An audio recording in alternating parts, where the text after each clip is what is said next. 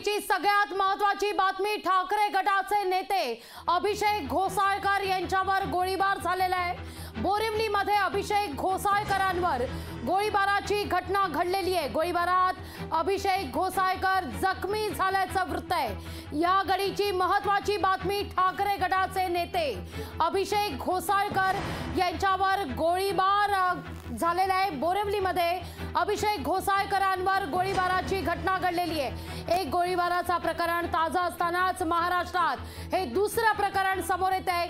ठाकरे गटाचे नेते अभिषेक घोसाळकरांवर गोळीबार झालेला आहे। या घडीची महत्त्वाची बातमी लोकशाही मराठीवर आपण पाहतोय। बोरिवलीमध्ये अभिषेक घोसाळकर, विनोद घोसाळकर यांचे पुत्र अभिषेक घोसाळकर यांच्यावर गोळीबार झालेला आहे। गोळीबारात अभिषेक घोसाळकर जखमी झाल्याचं वृत्त आहे। ठाकरे गटाचे युवा नेते अभिषेक घोसाळकर यांचा बोरिवली परिसरात एक मोठा प्रस्ताव मानला जातो। ठाकरे गटाचा बोरिवलीतला एक चेहरा म्हणून अभिषेक घोसाळकर, प्रत्येक कार्यक्रमाच्या निमित्तानं अभिषेक घोसाळकर यांचं एक नेतृत्व बोरिवलीत पाहायला मिळत असतं। अभिषेक घोसाळकर महानगरपालिका निवडणुकीमध्ये सुद्धा आगामी काळात इच्छुक असल्याची चर्चा होती।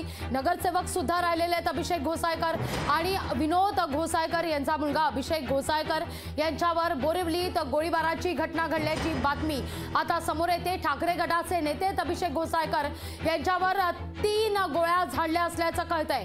सगळ्यात महत्त्वाचं ही प्राथमिक माहिती आहे। या सगळ्या संदर्भात जसजशी अधिक माहिती आमच्याकडे येईल तसतशी ती माहिती तुमच्यापर्यंत पोहोचवण्याचा निश्चितच आमचा मानस असणार आहे। पण ही प्राथमिक माहिती आपण पाहतोय।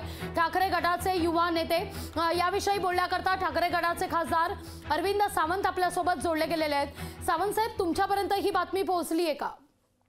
नाही, मी आहे दिल्लीमध्ये, तुमच्या माध्यमातून मला आता बातमी कळते, पण अतिशय धक्कादायक, निषेधार्ह, इतका काल परवाकडे राज्याचे मुख्यमंत्री म्हणतायत सुशासन आणि त्यांच्या कल्याणमध्ये झालेला उल्हासनमय झालेला प्रकार, त्यांच्या सगळ्या आमदारांनी आजवर केलेल्या क्रिया आणि आजचा हा प्रकार, आमचा या तरुण मुलगा कशासाठी गोळीबार केलाय,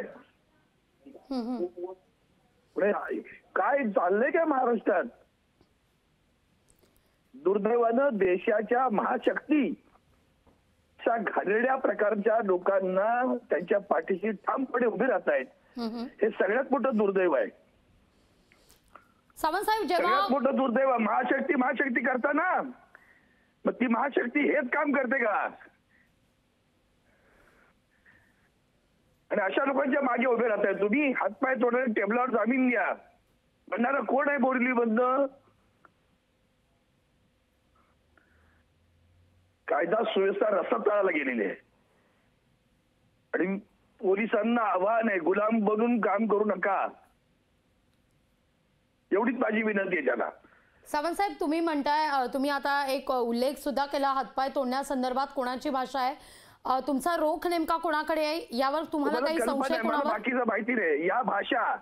या भाषा पोलीस स्टेशनवर बंदूक झाडून त्याची गोळी पकडल्यानंतर पुगळी मिळाल्यानंतर सुद्धा त्या आमदारावर कारवाई होत नाही। आमदार शिवीगाळ करतायत, मारतायत, त्यांच्या अरबाच्या भाषेत बोलतायत, अपमान करतायत। राज्यातलं सरकार त्यांच्या कोणावरही कारवाई करत नाही।